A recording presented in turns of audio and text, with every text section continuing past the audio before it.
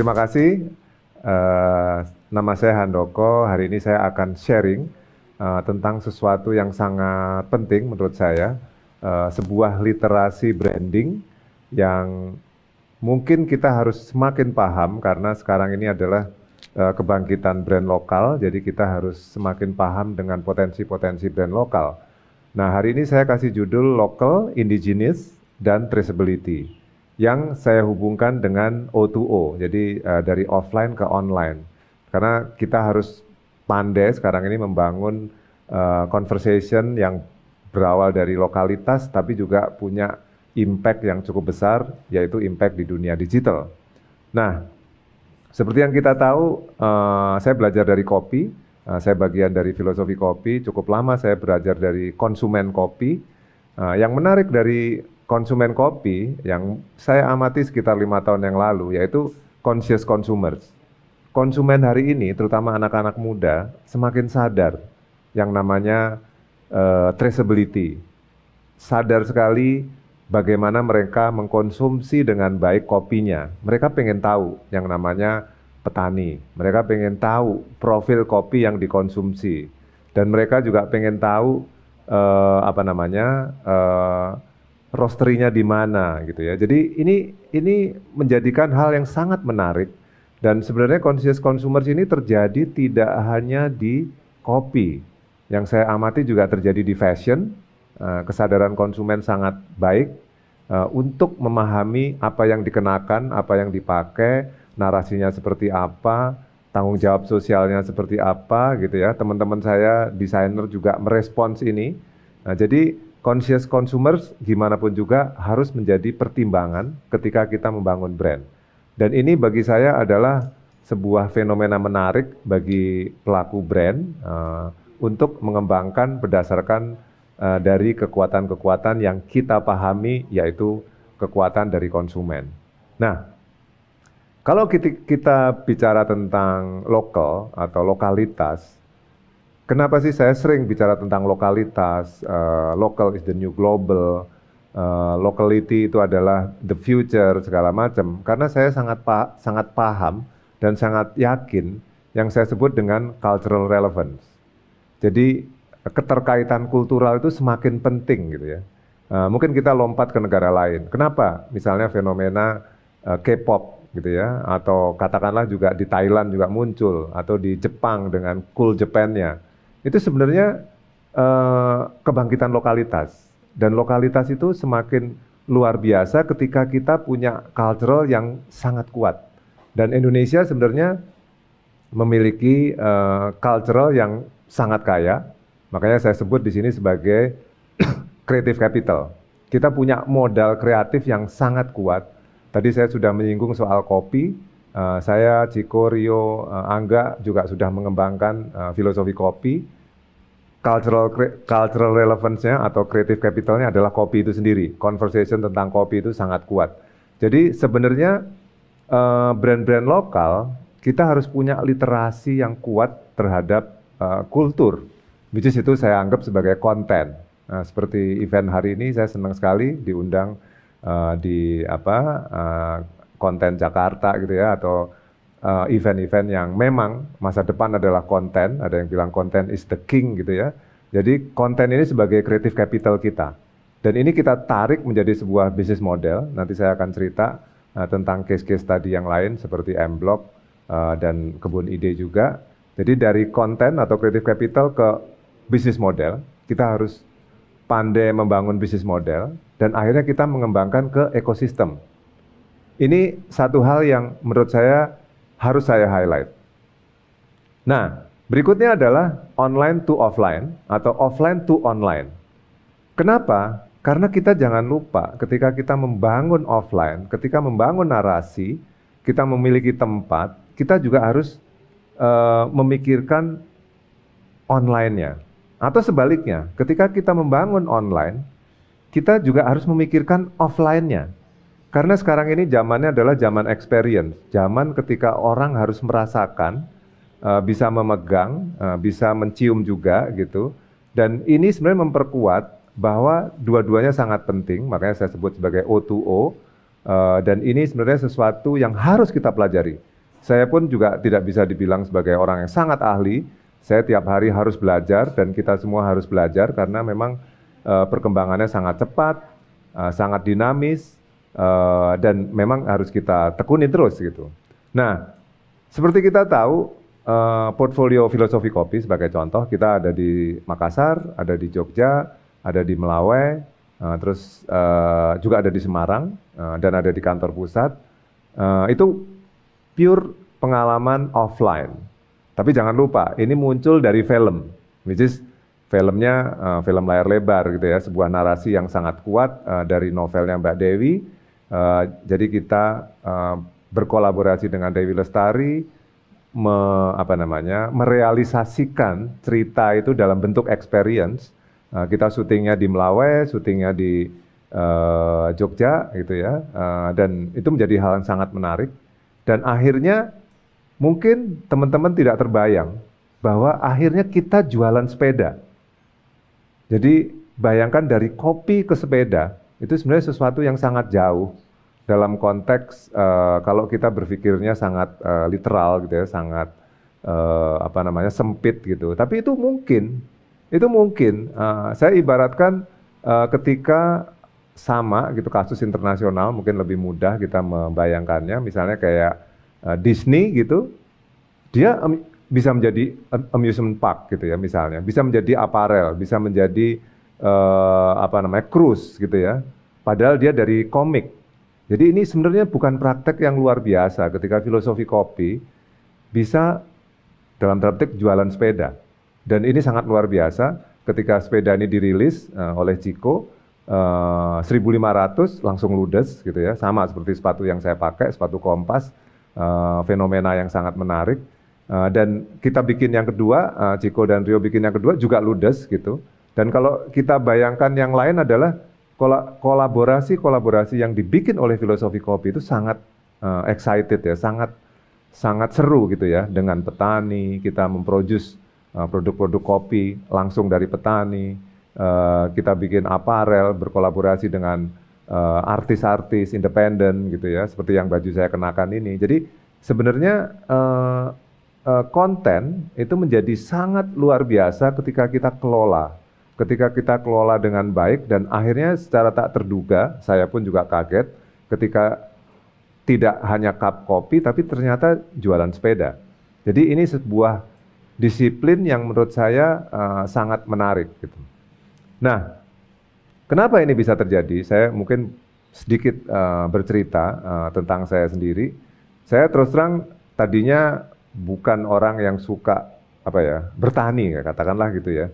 Tapi saya menjadi jatuh cinta dengan pertanian ketika saya pergi waktu itu sering sama Rio Dewanto bikin TV program tentang kopi, pergi ke kebun-kebun kopi, dan dari situ sadar gitu bahwa ternyata Indonesia itu kaya sekali gitu ya, dan waktu itu saya menemui juga petani-petani kakao gitu ya, teh juga dan lain-lain. Nah, hal ini sebenarnya menyadarkan saya bahwa kita penting sekali mengelola yang namanya hulu hilir atau chain. Jadi narasi dari katakanlah conscious consumer tadi, konsumen yang semakin sadar tentang traceability atau katakanlah sumbernya dari mana, itu membawa saya pribadi dan teman-teman juga untuk terjun ke pertanian, sampai ke urban farming juga. Nah, ini menjadi pengalaman yang sangat menarik ketika katakanlah foto yang di kanan atas, cerita dari kopi ini, dari petani ini, kita kolaborasikan dan kita transfer menjadi produk. Dan produk itu, katakanlah dalam case filosofi kopi, didrive oleh online. Jadi pengalaman dari perkebunan, pengalaman dari katakanlah pertanian, itu akhirnya bisa dirasakan oleh konsumen, dan konsumen semakin percaya ketika itu dibawa ke ranah digital atau ya delivery segala macam ya. Jadi kita kembangkan ekosistemnya ke digital juga. Nah, yang menarik di gambar yang di bawah itu adalah hasil dari urban farming. Ketika saya dan teman-teman membangun brand Kebun Ide, itu kita melakukan urban farming, menanam pakcoy, kangkung merah, segala macam. Dan saya sendiri sangat surprise ketika kita membuat gelato farm to cup gitu ya, dari kebun ke cup gitu. Dan itu yang paling laku atau yang menjadi best seller adalah pakcoy. Kenapa? Karena publik ikut merasakan gitu ya, excitementnya. Oh, bisa ngerasain pakcoynya, bisa ikut megang. Oh, ini ternyata gelato bisa dibikin dari kebun sendiri gitu. Dari pengalaman ini adalah sebuah pembelajaran yang sangat luar biasa ketika narasi itu dibangun dengan sangat transparan dan dengan kita yang sangat kaya itu akhirnya bisa menjadi sebuah produk yang akhirnya secara narasi digital juga sangat kuat. Jadi ini sebuah pembelajaran yang menarik gitu. Nah, saya pengen sedikit bercerita tentang retail sebenarnya. Karena kalau kita bicara digital, berarti kan kita bicara ekosistem, kita bicara katakanlah lapak-lapak atau tempat-tempat jualan kita di mana gitu ya. Dan ini saya sebut sebagai future retail. Tadi sudah saya gambarkan cerita tentang pakcoy tadi atau kopi dari kebun, dari offline ke online.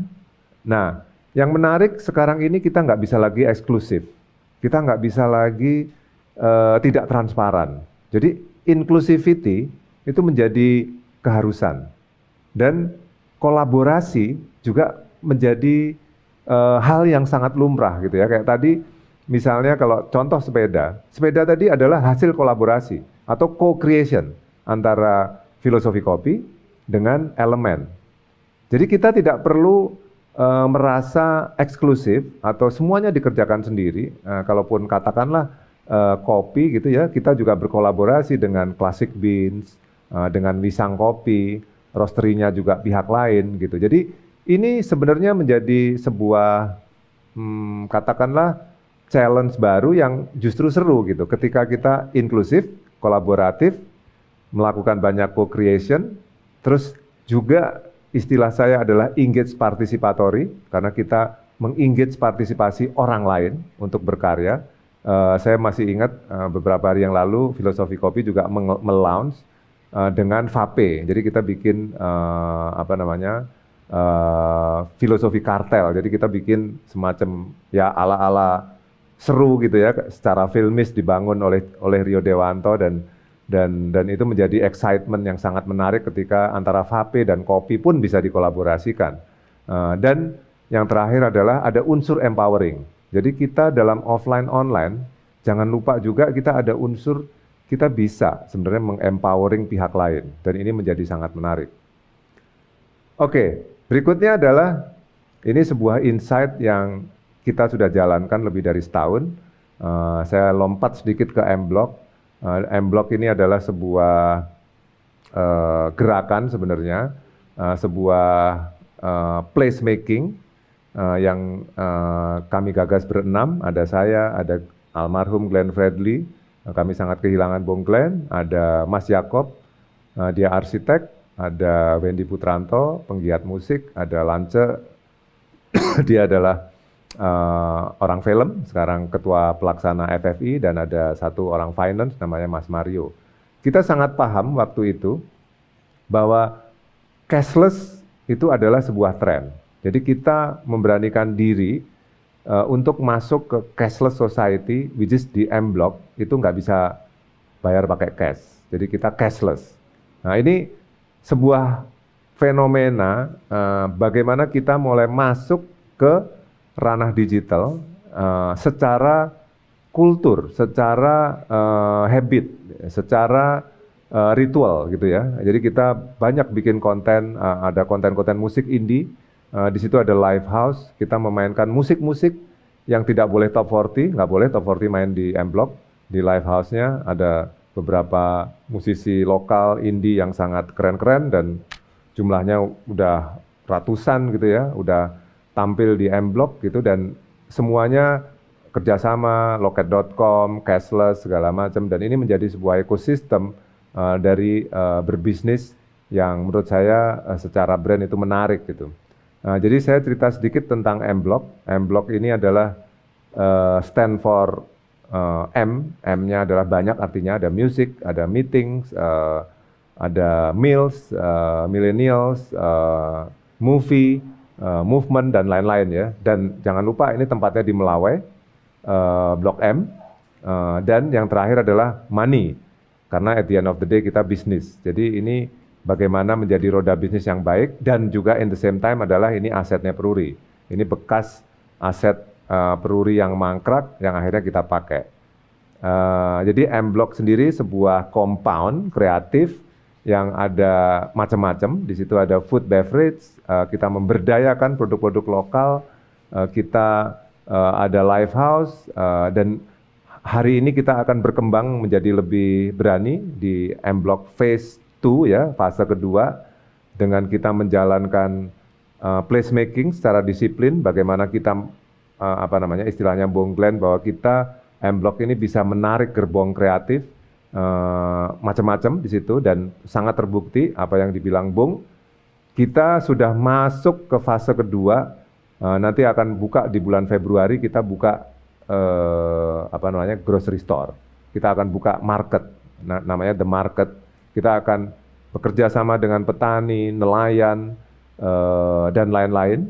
Kita akan merayakan bagaimana brand lokal, nanti ekosistemnya dibangun secara digital, bagaimana publik bisa menikmati buah-buah terbaik, sayur-sayuran terbaik, yang kita tahu dari mana gitu ya, bisa dari daerah yang nggak jauh dari sini, mungkin kita nggak terlalu ngeh, bahwa kita sangat kaya dengan sayur-sayuran, buah-buahan, bumbu-bumbuan.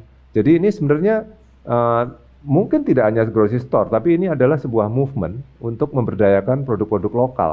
Dan kita akan bikin kelas-kelas, ini kurang lebih look-nya. Kelas-kelas, di situ ada semacam hub UKM yang kita berdayakan. Kita akan bikin kelas-kelas pemberdayaan dari petani, makers, nelayan, dan lain-lain. Mungkin kita akan bayangin ada lelang kopi, lelang buah-buahan, the best sayuran. Terus di situ juga akan kita rayakan dalam tanda petik dengan chef-chef muda terbaik. Kita akan menjalankan farm to table resto gitu ya, yang akan seru gitu. Tempatnya sangat keren, di sebuah gudang, bekas gudang Peruri yang kita sulap menjadi grocery store. Dan itu sebenarnya secara ekosistem, kalau kita bicara O2O itu semakin terbukti. Nanti kita akan garap digitalnya, dan dari sekarang kita sudah sangat kelola digitalnya untuk menjadi sebuah ekosistem yang baik. Kita juga berencana untuk bikin M-Block Magazine, majalah, dan ini akan menjadi media kita. Kita sendiri sudah bikin semacam event namanya M Academy, M-Block Academy. Kita sering sekali bikin kelas-kelas. Kemarin berkolaborasi dengan arsitek, dengan penggiat brand, dan itu semua dilakukan secara digital. Jadi sebenarnya menjadi sangat menarik ketika kita membangun ekosistem, dan kita punya yang saya sebut sebagai concern, kita ada spirit untuk memberdayakan lokalitas, memberdayakan kebanggaan lokal, dengan narasi kultural dan kreatif. Kita mencoba membangun ekosistem yang lebih sustain gitu ya, karena ini menjadi sangat penting, dan kita seperti membuktikan bahwa dari yang pengamatan saya, sebenarnya brand-brand lokal ini sangat keren. Teman-teman seperti Javara, teman-teman yang lain ya juga itu sangat memiliki kualitas yang sangat luar biasa. Jadi kita sebenarnya sudah dalam posisi yang sangat kuat untuk kita rayakan gitu. Nah, mungkin sebagai slide terakhir saya pengen cerita sedikit. Saya pribadi terlibat sebagai konsultan di Sarinah, bagaimana transformasi Sarinah untuk bisa menjadi ruang publik untuk berbasis komunitas untuk mengembangkan brand lokal. Saya membantu, dan saya dengan sangat senang mengajak teman-teman saya untuk membantu Sarinah, karena Sarinah ini menjadi sangat penting sebagai tempat untuk talent pool gitu ya, local proud, pride segala macam kita harus bangun dari Sarinah, karena Sarinah ini adalah aset bangsa gitu ya. Dan kalau kita bicara tentang model bisnis, ini slide terakhir saya, kita mungkin kalau boleh disimpulkan, kita harus punya yang namanya concern. Nah, dari concern itu kita pasti kalau tadi teman-teman perhatikan antara Sarina, katakanlah M-Block atau Filosofi Kopi, masing-masing punya concern yang unik. Nah, concern ini harus brand aktivis miliki, teman-teman harus miliki. Concernnya apa sih, gitu ya? Dari concern kita bisa menggarap kontennya, gitu ya, konsepnya, gitu. Dan jangan lupa dengan cara kolaboratif, co-creation, tidak harus dilakukan sendiri, nggak perlu kompetitif. Kita bisa melakukan dengan cara-cara yang sangat inklusif sifatnya. Jadi ini saya sebut sebagai model bisnis berbasis inovasi. Kenapa sih? Nah, kenapa kolaborasi ini penting? Dan kenapa kolaborasi ini memakmurkan? Menurut saya ada dua hal sebenarnya. Kolaborasi itu bisa membuat kita keluar dengan ide-ide internal yang dibantu orang lain.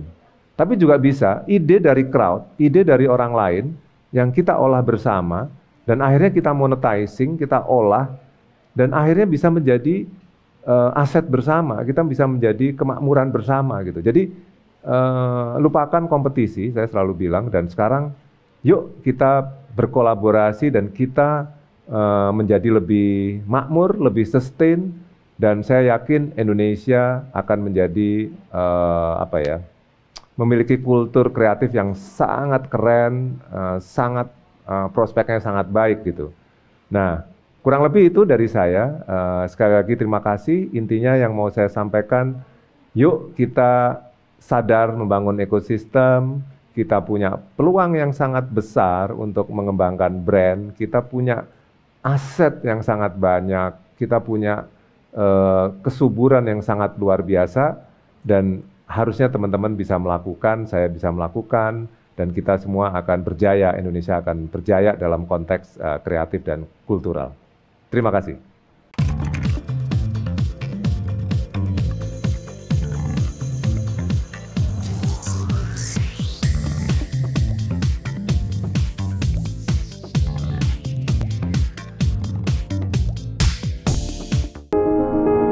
Mengawali hari dengan informasi terkini, menjadi sumber referensi dan inspirasi di setiap aktivitas. Melalui news video portal, segala informasi dapat disajikan cepat, akurat, dan lengkap. Dengan kekuatan teknologi digital, Maidcom.id hadir dengan berita pilihan yang dikemas secara menarik. Maidcom.id, digitally inspire people. Sudah 15 menit, masih kejebak macet. Tenang, daripada emosi, 15 menit Anda jadi lebih berharga kalau bersama saya. 15 Minutes, setiap Rabu, jam 6 sore lewat 45 menit. Mediaindonesia.com hadir dengan opini cerdas dan narasumber kredibel, mudah diakses, informasi berkualitas ada di genggaman Anda. Klik di browser Anda, www.mediaindonesia.com. Dan temukan pandangan berbeda, karena fakta bisa sama, sudut pandang boleh beda. Mediaindonesia.com, views and news.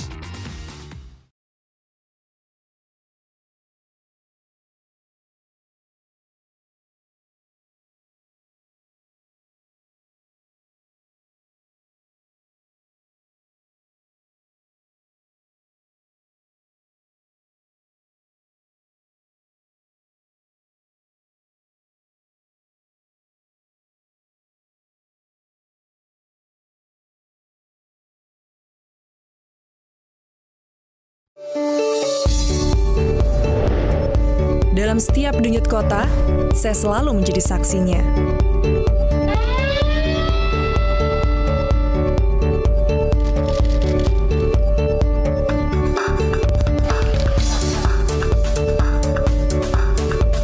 Disiarkan lebih dari 20 televisi jaringan Jawa Post Group. Jawa Post TV, paling Indonesia.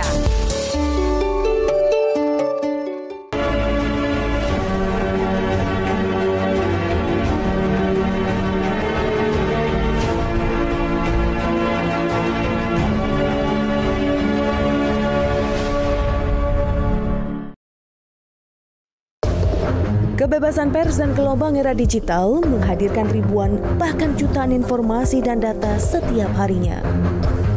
Beragam data dan informasi berserak di berbagai tempat seiring dengan perubahan dunia yang bergerak begitu cepat. Media-media baru pun bermunculan, namun kualitas informasi seolah tak lagi menjadi prioritas. Bahkan, tak sedikit yang abai pada etika jurnalisme. Untuk menjawab tantangan itu, Kata Data hadir sejak April 2012 sebagai portal media di bidang ekonomi dan bisnis. Beragam sektor diulas mulai dari finansial, energi, pangan, hingga industri kreatif dan digital. Artikel mendalam dan komprehensif dengan sajian infografik yang menarik menjadi karakter utama dari Kata Data. Kata Data berikhtiar untuk terus menyajikan beragam informasi berkualitas untuk kemajuan negeri dan untuk kepentingan bisnis Anda. Kami percaya demokrasi yang sehat tumbuh dari kehadiran informasi dan data yang akurat. Kalau bicara pakai data.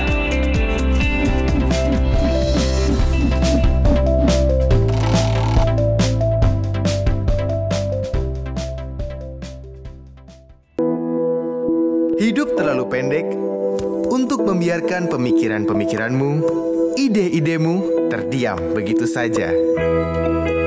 Untuk berubah, kita perlu melangkah. Dan langkah itu lahir dari sebuah inspirasi. Republika, start moving.